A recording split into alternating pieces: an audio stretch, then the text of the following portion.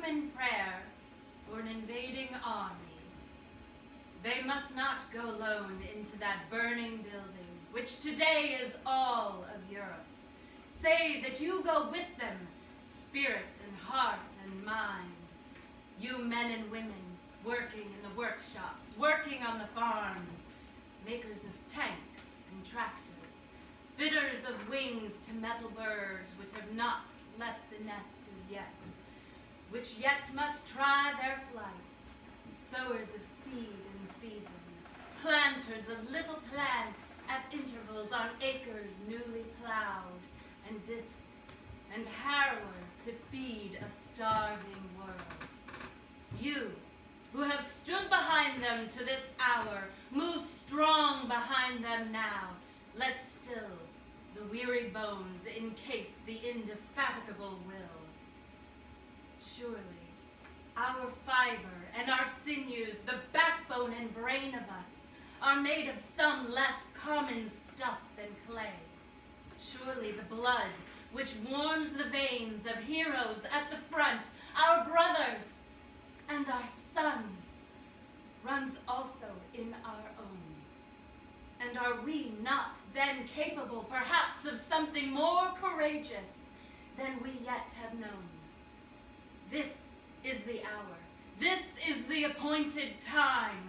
The sound of the clock falls awful on our ears, and the sound of the bells tolling and tolling for those about to die. For we know too well they will not all come home to lie on beaches in the summer. And yet, weep not, you mothers of young men, their wives, their sweethearts, all who love them well. Fear not the tolling of the solemn bell.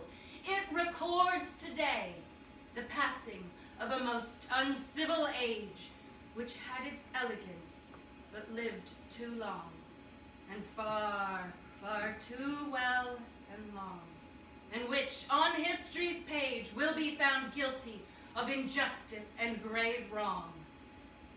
Let them come home. Oh, let the battle, Lord, be brief, and let our boys come home, so cries the weary heart, sick for relief from its anxiety, and seeking to forestall a greater grief. So cries the heart aloud, but the thoughtful mind has something of its own to say. On this day, when they come home from very far away, and farther than you think, now look you to this matter well, that they upon returning shall not find seated at their own tables, at the head, perhaps, of the festive table, prinked out in prodigal array, the very monster which they sallied forth to conquer and to quell, and left behind for dead.